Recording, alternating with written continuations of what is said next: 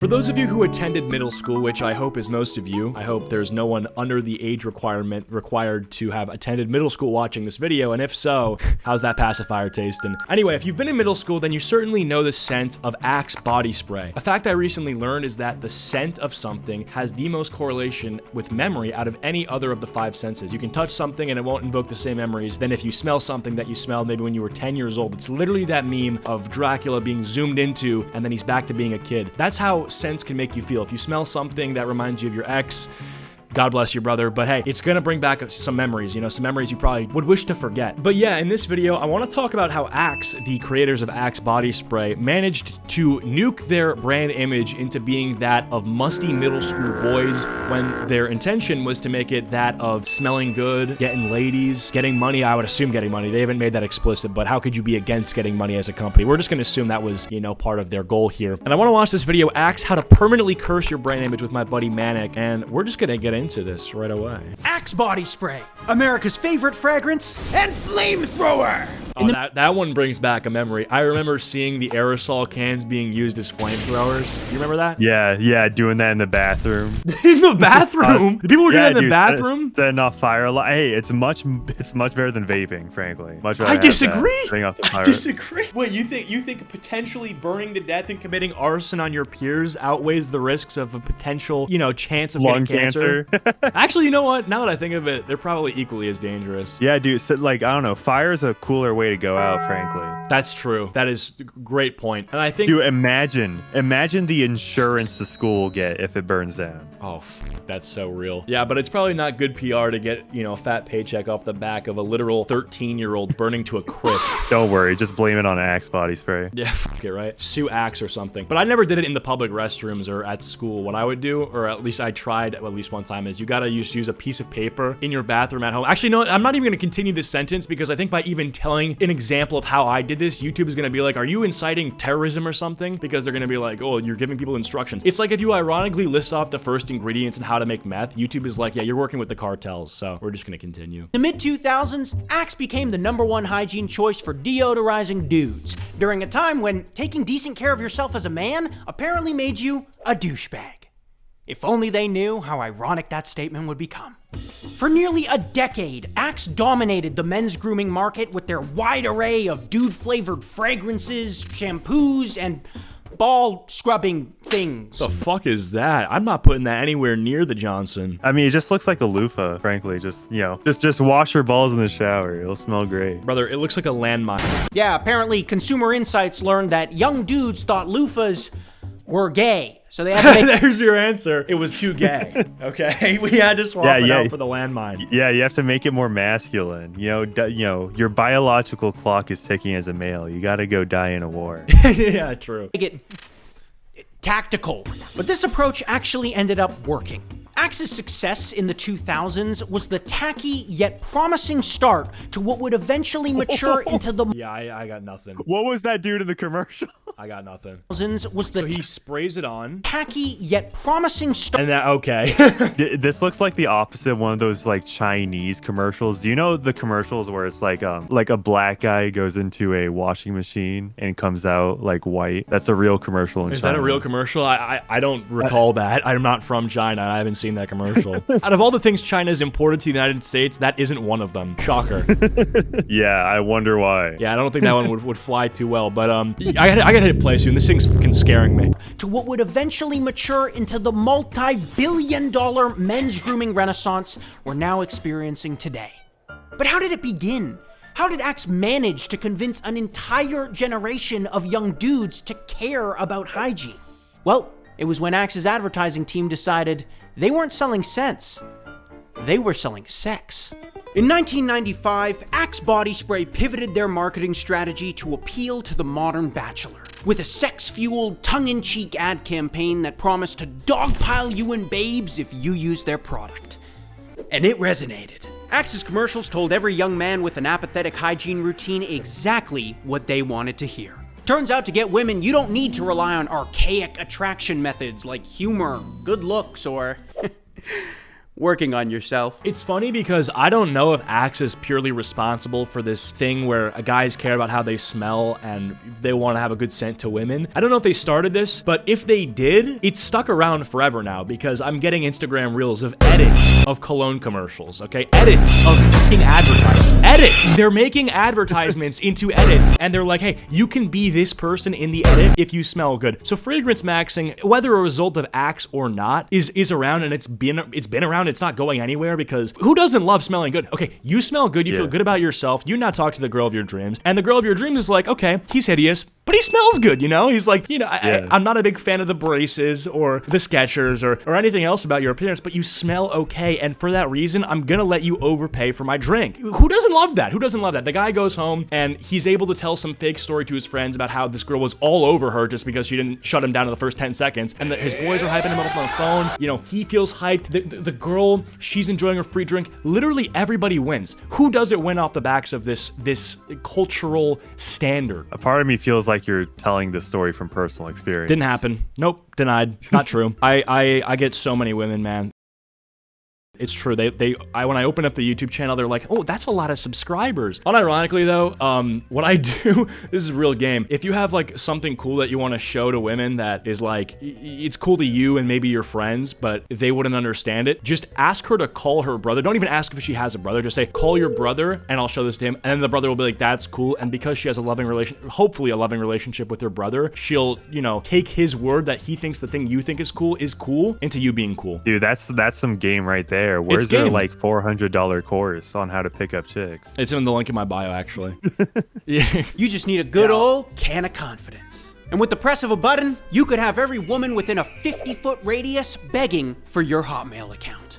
They called it the Axe effect. And according to advertisers, women couldn't resist. The Axe effect, it's when you smell good. Honestly, I feel like there's a long period of time, which I'm pretty sure is waning now, where you really couldn't just advertise products based off of like, hey, get this so you can get chicks and get laid. Like, if you look at the Gillette commercial that came out like 5 years ago at this point, right? Gillette 20 years ago, it was all about the babes, right? But 5 years ago, it was about deconstructing toxic masculinity. Right. Assuming that Axe either ditch the whole, you know, toxic masculinity parts of their brand, or that just the identity of musty middle school boys just stuck to the brand for too long for it to ever, you know, be toxic to it. It's probably both, but I think in general, I've noticed this weird shift where it's like the things that you could actually sell sex with are no longer being sold with sex, and things that have nothing to do with intimacy or like, you know, female-male relationships are now being infested with that sort of messaging.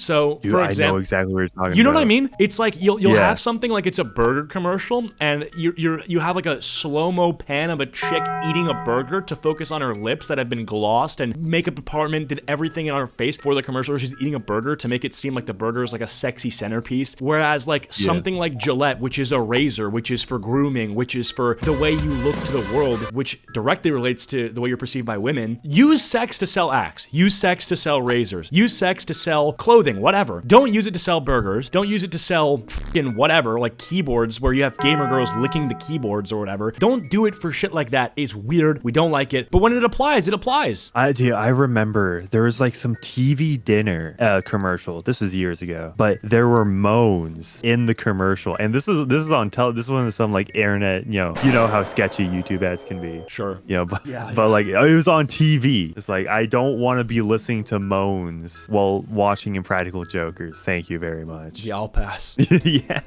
But there was one small oversight. You see, Axe's commercials were very sexually suggestive, primarily intended for an audience of young adult men.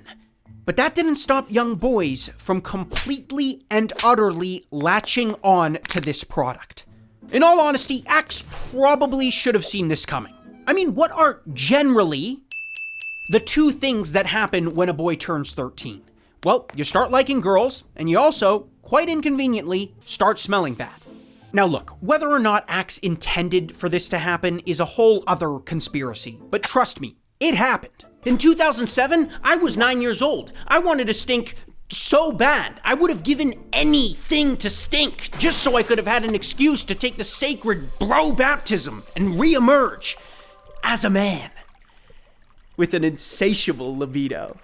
Before long, Axe had permeated its way through every middle school in the West. And it wasn't ever gonna stop. That's the problem, is that once it was in, it was never out. And you can't get it out because what else can you carry in your backpack that after PE class will soften the blow of the shit smell? You know what I mean? It was just too convenient. Yeah. Whereas in every other facet, like when you're an adult and you stink like shit after the gym, you just go home and you shower, right? Like you don't have to return to chem next period or anything like that. So it was just too easy. And when you give someone an easy shortcut to deal with a problem that they uniquely have because, you know, like they can't go home and shower, what, they're gonna give that up or something? That's Axe's problem, is they couldn't, what are you gonna bribe the fucking middle schoolers out of smelling decent or not like shit? You can't do that. Yeah, like either that or just put ball washing stations in all of the locker rooms. Okay, that is a great idea. That's a great idea. Why don't we allocate taxpayer money to testicular grooming stations in every middle school? That is a great audio bite right there for me saying that sentence.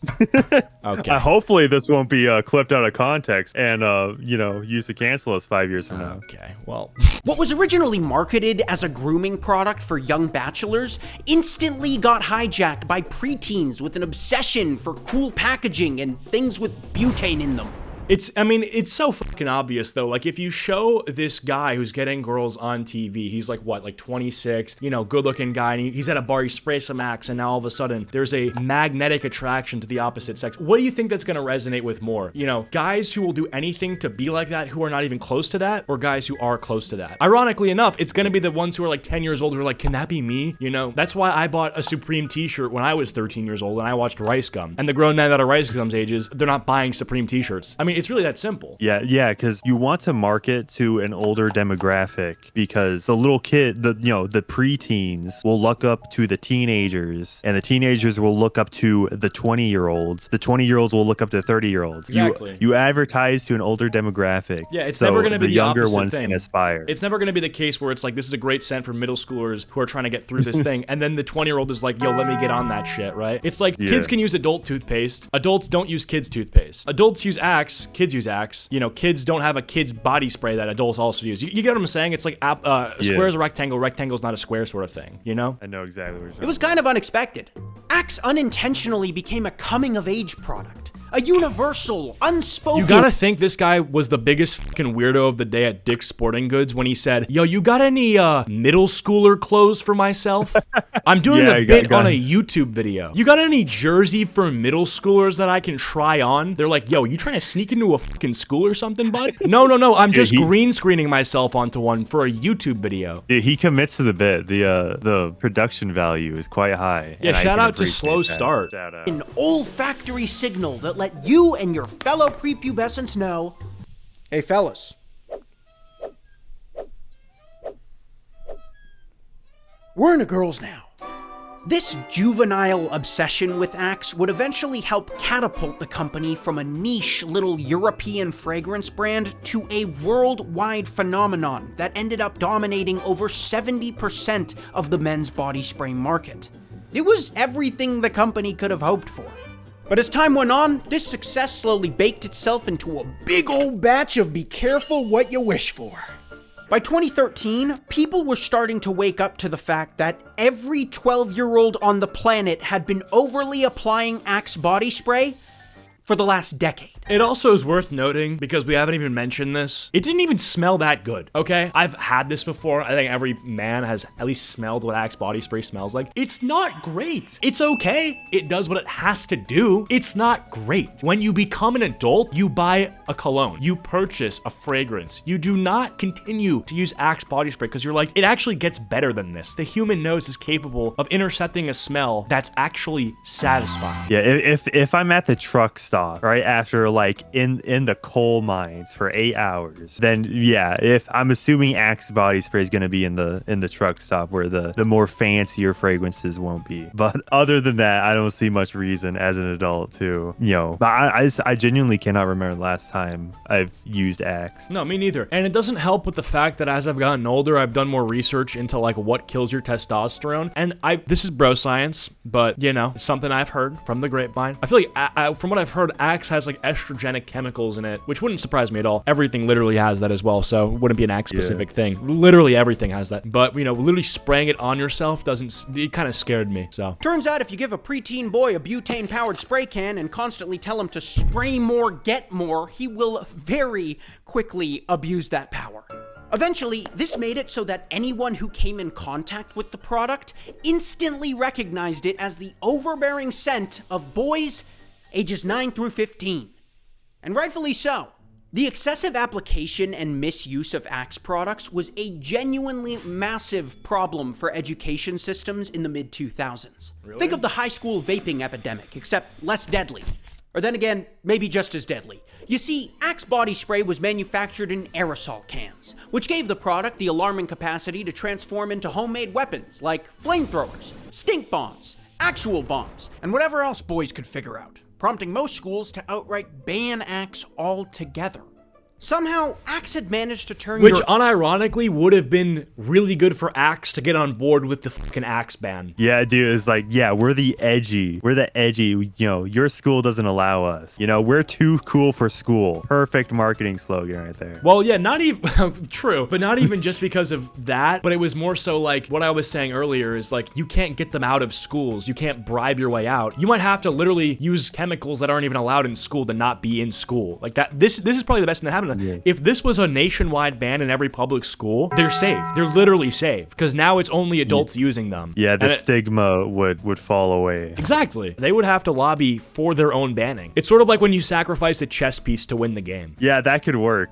I'm thinking right now, it's like, dude, imagine if Axe just straight up leaned into, hey, you can use our product as bombs or flamethrowers. Imagine if they just like leaned into that for the marketing. Okay, well that wouldn't be good. That would kill their brand. Yeah, well, if they did it, they would definitely get banned from schools. Oh, okay, I see what you mean, yeah. His reputation as a hip, dude bro grooming product had devolved into infamy.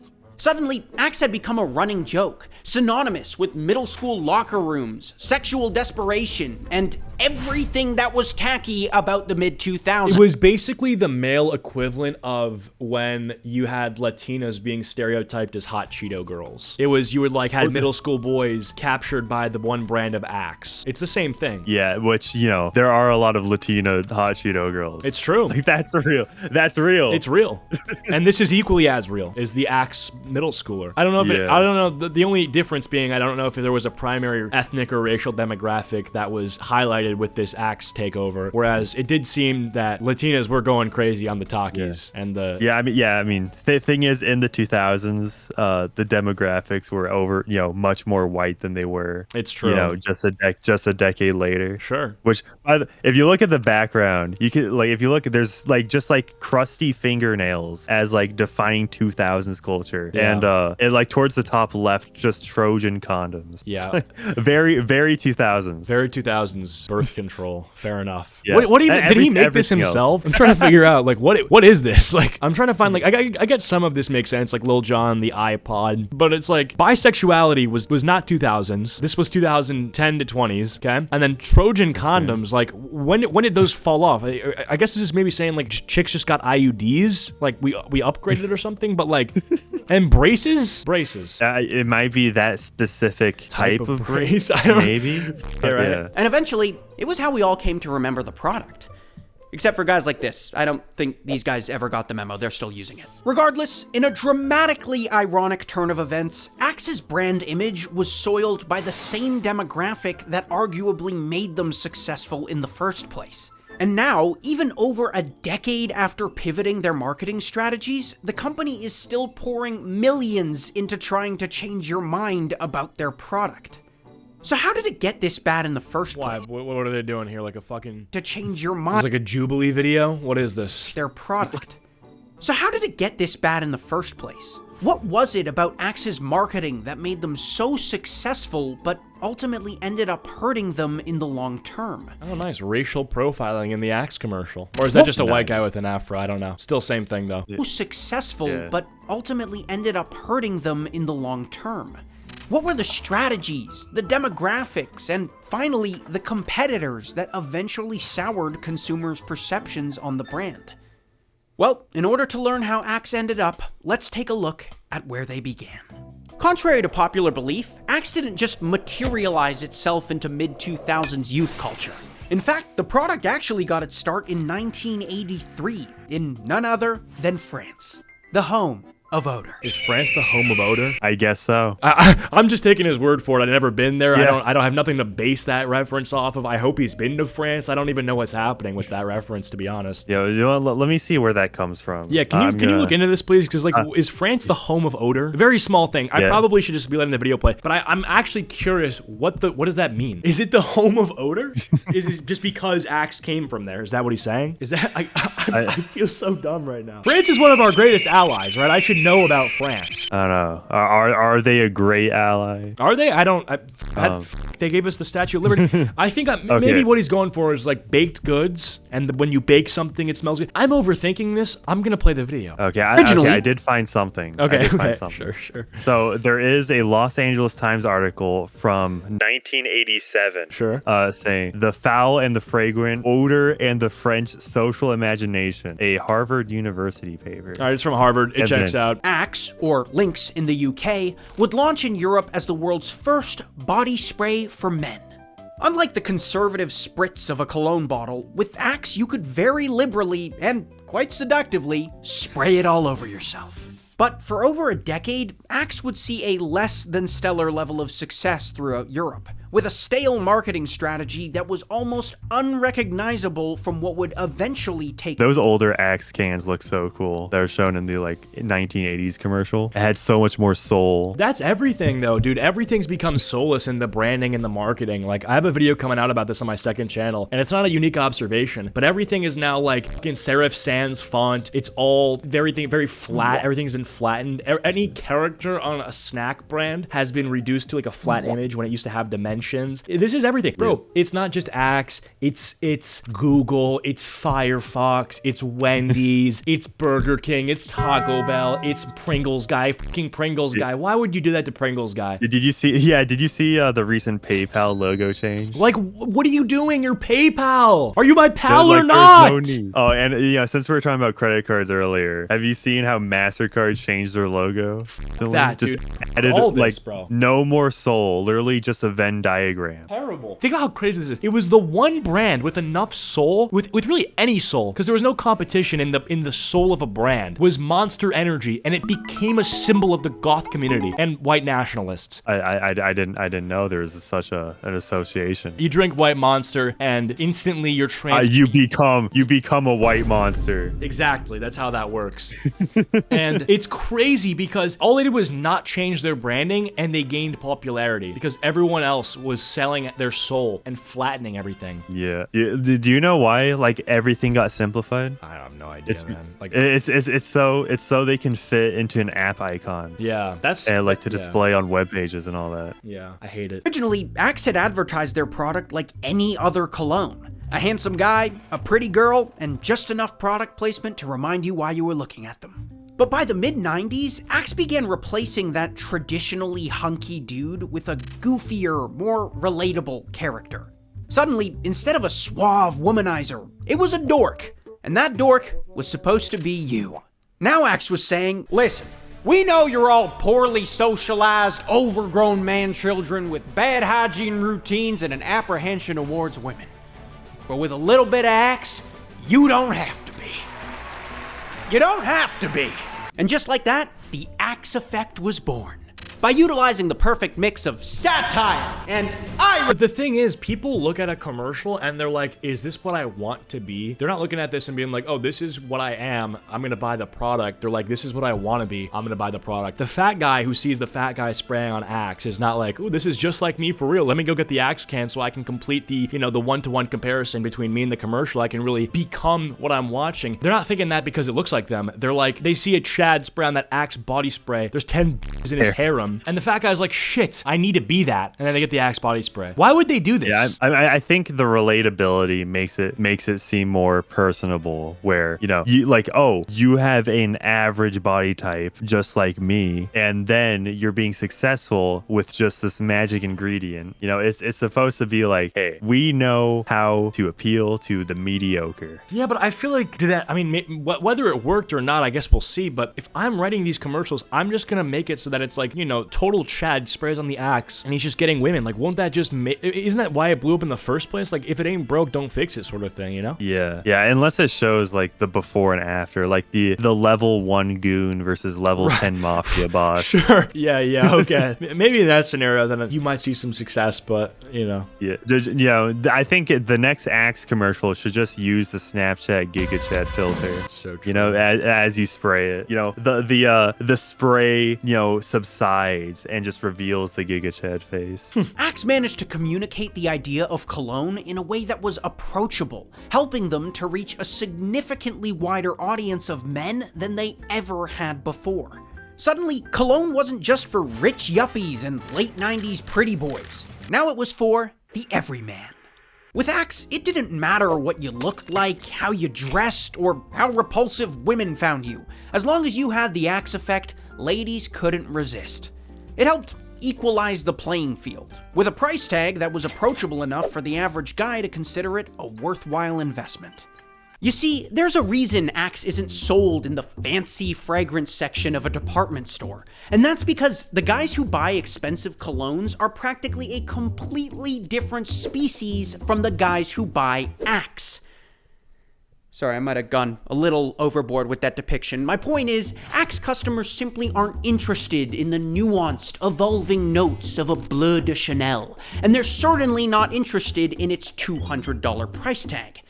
But by God, a $5 can of shock sounds like it just might do the trick. That's true. I don't see myself paying $200 for a like fragrance ever. I don't care how rich I am, unless I'm literally meeting the president. All right, it'll be there for very special occasions. Dude, I'm gonna keep it 1,000. I do buy those expensive fragrances. Like, guilty as charged. You caught me with my head in the cookie jar, bro. Like, the thing is, with the fragrances, they last so long. Like, I have fragrances from 2021 that are still like half full. So I think it's a worthwhile investment. And two, it's one of those things where, you know, you're kind of like investing in yourself in some way. Hey, I mean, fuck it, right? If I feel good with it. I actually, you're kind of selling me on it, all right? If a $200 purchase from 2021 lasts like, what, 4 years? Yeah. Then yeah, that honestly sounds good. Sounds like a good purchase. Yeah, and they smell fucking amazing, bro. I get compliments. It's like, yeah, I'll take that, you know? Fuck, I like all right. I like compliments. I'm sold. Dropping $500 right now. Bro, this would have been, if there was any fucking video to get Scentbird sponsorship on, then Yet weirdly enough, that $5 can of Axe is made in the exact same lab as that $200 cologne. It may come as no surprise, but okay, well, that's not true. They're not made in the exact same lab. Unless this guy knows something I don't, I just feel like that's not true. fragrance manufacturers I feel like that's not true. like the IFF develop their expensive colognes and cheap colognes. All right, well, I was fucking wrong. Most I was just blatantly wrong. I knew you were cooked once the B-roll footage was in the lab. I knew you were cooked. Yeah, the moment they got the fucking lab coats on, I was like, wait, this guy's not fucking around. Yeah, he is gonna elaborate on that. the same chemicals and equipment. Of course, the more expensive colognes are tied to esteemed fragrance houses that meticulously weigh their chemical mixtures to secrete finer notes. Okay, well then I wasn't fully wrong. And you don't care about anything I do! saying because you're a frat guy in your 20s. Whoa. You fucking watch it there, mister. I was paying close attention to whether I was proven wrong or not. And that's exactly what enabled Axe to create such a cheap product. Unlike their more expensive counterparts, Axe is just a giant stink bomb. All Axe is nowadays, and all it has to be, and this should be its one purpose. It should have actually two purposes. I take that back. Purpose one is to make middle schoolers not a lethal threat based on their scent, so just neutralize that with Axe. Like, that should be one. Number two, it should be required for you to bring if you are a player in a fucking Super Smash Bros. Tournament. Yeah, and that and proof that you're not a registered sex offender. Yep, both equally as necessary. People wonder why Nintendo shuts down all the Smash tournaments. I'm like, listen, they just got Chris Hansen on their team. It's true. Right, sniffing them out. And honestly, it's crazy because the better of a Super Smash Bros. Player you are, there's a inverse relationship between ability to whoop someone's ass in Super Smash Bros. And ability to not traumatize people with your scent. Inverse relationship. And same thing with, like, the better you are at Smash, the worse off you are behaving yourself around children. It's a true fact. I made it up. Loud stench with names that sound like they hurt you, like shock, fever, and chill. My point is, they're not complicated, expensive, or pretentious, and that's exactly what enabled Axe to appeal to a much wider group of men. So much so that in 2002, Axe would finally see enough success in Europe to bring the Axe effect to North America. And this is when things started getting a little out of hand. By now, Axe had very much solidified itself as a brand for young bachelors, but this strategy was infinitely amplified when the company realized they were advertising in the golden age of frat bro culture. It's so true because before the internet and before consequences and cancel culture, let's say these parties got a little fucking crazy, all right? I'm saying this like I know anything about it. I'm just going off of like a few movies I've seen and the general vibe I've been made to understand was the vibe by other people, but I don't fucking know. The way I understand it is that before phones, before cancel culture, you could kind of just do whatever you want, and parties were big because, you know, in a party where there's no rules, in a society where there's kind of already no fucking consequences, you got some pretty fun parties. Yeah, exactly. And like, what if you just snuck into a party and it's big enough? No one's gonna like really find out, right? It's like, oh, who's this guy? I don't know. No one's gonna make a big deal out about it. It's true. Dude, imagine in the 80s, you could just like get into a bar fight and then like run away far enough, and like no one would care after that. Like, because like they wouldn't be chasing your There's tail. no cameras, right? I mean, yeah. You were just either gonna catch them or they were gone, and if they were gone, then they were gone. So yeah. Dudification of their entire company. All of a sudden, understanding Axe's primary customer base became an obsession. Market researchers would even go so far as to infiltrate college frat parties and nightclubs just to try and stay on top of trends. And this kind of field and that's the kind of work. That is a level of caring about their customer base that if we still had in major companies, we'd be in fucking heaven. We'd be in paradise. Like that amount of commitment to caring what your customer base thinks about your product and like what trends the people you want to use your product are embracing. That is some dedication, motherfucker. I don't see that anymore. Like what we need to happen is we need to have the people who make Thomas the Tank Engine sneak into preschools as grown men. They need to sneak into preschools and learn about children. They need to study children and make better Thomas the Tank Engine shows. Blue's Clues directors, sneak into preschools. You need to make better shows. Okay, to be fair, I wouldn't trust the new Blue's Clues directors into preschools. Yeah, I'm joking. But no, I mean, real shit, like sneaking into frat parties to try to like sell shit to them and learn, like just to study college kids to sell more acts, that's fucking commitment, bro. Making a better product or anything like that, we're just gonna like spy on you. Love that. Eventually led to a very cringeworthy company culture.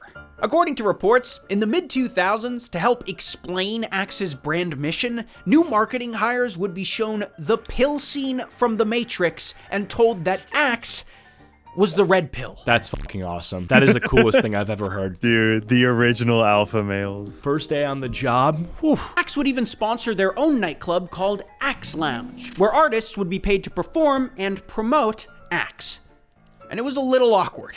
It seems like the main vibe at the lounge was for each artist to come on stage, say something really uncomfortable, and then start performing. With Drake being by far the best example of this. Oh no. I said all the ladies in here tonight, this verse is like for y'all, so I want you to feel me when I do it, and then maybe later I could feel you and we could just feel each other. What can I say about I love that, dude. That is fucking awesome. Drake lines that did not age well. Dude. Axe? Axe smells great. Axe. Yeah, that's about Dude, it. I mean, that's Drake to Axe is like Jared Fogle to Subway. Yeah, not great. He's the equivalent. He's the equivalent. Yeah, I mean, they had a loose relationship where Jared was like the guy, so I don't know if it's the same, but fuck that. Yeah. I mean, I don't know. Axe also started pushing boundaries much harder with their advertising. Along with their raunchy, sexually suggestive commercials, Axe would also advertise through print ads, which were equally as edgy. Wait, hold on a second. How is this an Axe ad? Did he make this, or is this? If this was an actual ad, this makes no sense because if it's saying "wash me," then Axe would do fucking nothing to help this person. Yeah. Also, do you see just like the under her panties, just the stray Axe hand? This is fake, right? That has to be. That does not look professional at all. Okay. Ties through print ads, which were equally as edgy. Here's a great one of Hillary Clinton wearing an Obama for President button, with the implication here being that Obama uses Axe, I guess. Or how about this one? Oh my god. Wait. That's fucking No, so- crazy. They're like, we did this. They're like, we did this. They're like, more men are getting SA'd. Hopefully by women. We haven't checked, but if they have, we're gonna take credit for it. Yeah, because like basically the culture, especially in the 2000s, right? Like whenever there's a story of The like, Lynx effect, bro. Yeah, of like a middle-aged female teacher and a younger boy. Like it's like the South Park episode. All the like adult men were like, "Nice. I wish I was molested by my female teacher." That's fucking insane. But at the same time, I want to dap everybody up who made this. Yeah, that's so funny. You know what I mean? That's fucking awesome. That just looks like something you'd see on some like Instagram like activism page. Yeah. No, you're right. This. But no, it's a sell. It's like, yeah, we did that. You're welcome, man. That's literally the whole ad. They even pulled an online stunt that allowed fans of their Facebook page to set their relationship status to be with hundreds of women at a time, which, not gonna lie, kind of funny. But it's mainly because they only did this in Tunisia. Yep, Sharia law will do that. For some reason. But however you look at it now, back in the mid-2000s, Axe's marketing strategies were some of the most successful ad campaigns. Can you stop showing that fucking commercial? I hate it. Dude, that's like the third time this popped up. I don't like it. Of the decade. Everything from the promotional events. Why do they have halos? Yeah, see, the angel wings and halos. Is that the same commercial? Yeah, they're facing the Tin Man. I don't understand. Dude, what does this mean? This looks like an Evanescence music video. Yeah, wow. That's the most accurate comparison I've heard fucking all day. This is just 2009, like, CD, music video, fucking Vivo, like, yeah. Oh, yeah. Everything from the promotional events to the advertising to the packaging of the products helped to make Axe look like the #1 tool for dudes engaged in sexual conquest. Let's go. Of course, this kind of success doesn't come without its competitors. In 2005, Procter & Gamble released Tag, a body spray that was an almost identical ripoff of Axe. Both products were 3-letter words, the packaging was eerily similar, and the premises for the advertisements were exactly the same to the— Bro, I think this is gonna make a comeback in some way. Like, I think we're gonna get something like this soon. Like, someone's gonna be like, yo, Axe did something good, but then they lost their aura. We need to try this again. Like, I feel like now's the time to try this, because, like, middle school boys are being inundated with the same things that I'm being inundated with, because I have the humor and sensibilities of a middle schooler on Instagram, which is the edits of fragrance commercials, and they're like, I can't afford this. I'm poor. And I can't do Axe. So there's no alternative. There's no slightly more expensive thing that smells better. I'm telling you, someone should try that. Someone should try to do Axe 2.0, but better. Do you know what it's going to take for that to get off the ground? Tell me. It's going to take like a really somebody with a hardcore audience, really masculine, right? Are you thinking who I'm thinking? I was thinking Andrew Tate. I was thinking Andrew Tate. Cavill. I was thinking Andrew Tate as well. I'm like, literally, if there was going to be anyone to do this, it would be Andrew Tate. Yeah, honestly, I would not be surprised if he already did. Well, like if he just had some fragrance. Yeah, I mean, but the thing is, he wouldn't cheap out like that. Like, he would make like a luxury fragrance. He wouldn't make like a Axe thing, you know? But you're right. Like, if he did the Axe thing, he'd make so much money. Yeah, basically make a like Lunchly or Prime, equivalent. Yes, for literally, body yes. spray. No, you're so I right. don't know. Maybe like Henry Cavill could start that. True, yeah, maybe. Like, he'd make a good face for that. Yeah. A lot of people goon to him. Okay, lost me on that last part, but sure.